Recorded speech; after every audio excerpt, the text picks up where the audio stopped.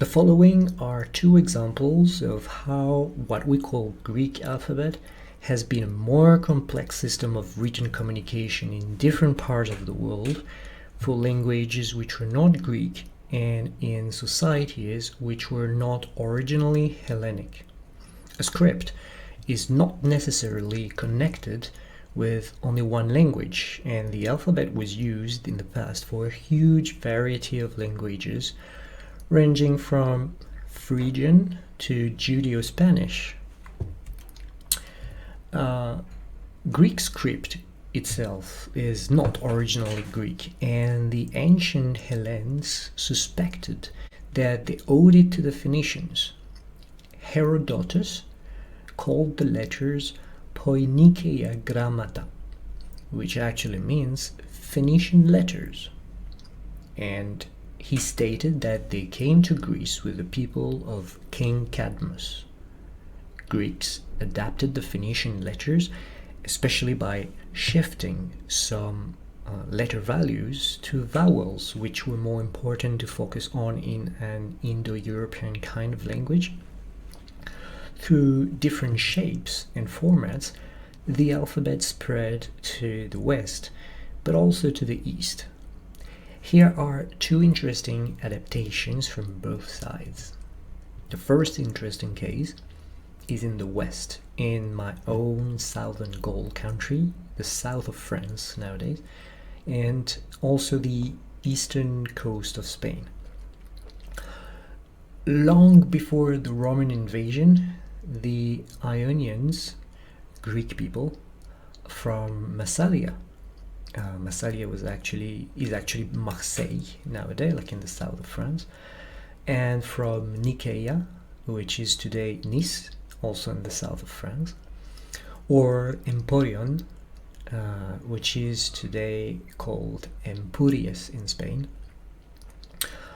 So the Ionians from these cities dealt with populations around, and among which were Celtic or Gaulish tribes.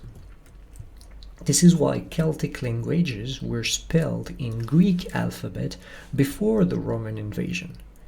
One of the sounds used in these languages was the affricate ts, that was actually not existing in Ionic language at the time.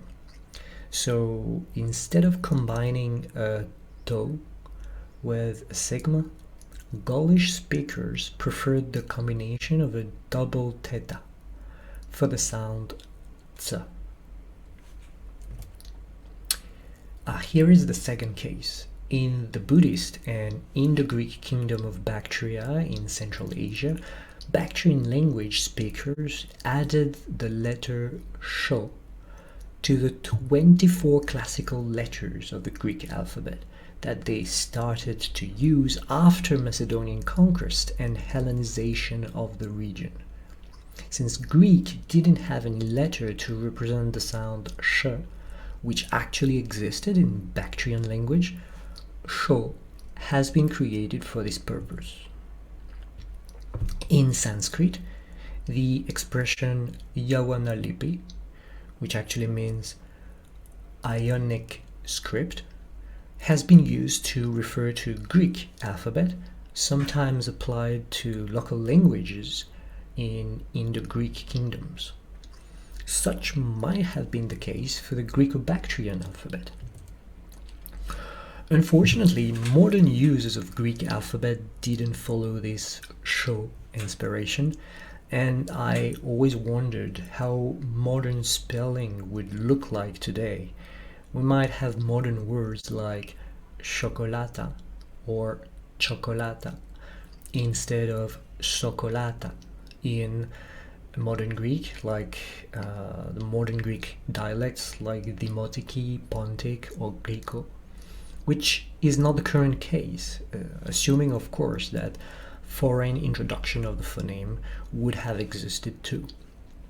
But in Yavanalipi, such as for Bactrian language, for Bactrian names, for example, you could read a king's name like Kanishka, the king Kanishka, Indo-Greek king, which was spelled Kanishke, with a shell. And shell is now part of Greek block in Unicode, thankfully, and is clearly discriminated from another letter which is called thorn, which is actually an Icelandic letter, Old Germanic letter. They look the same, but they're very different in terms of origin, and they were not created by the same people or for the same reason.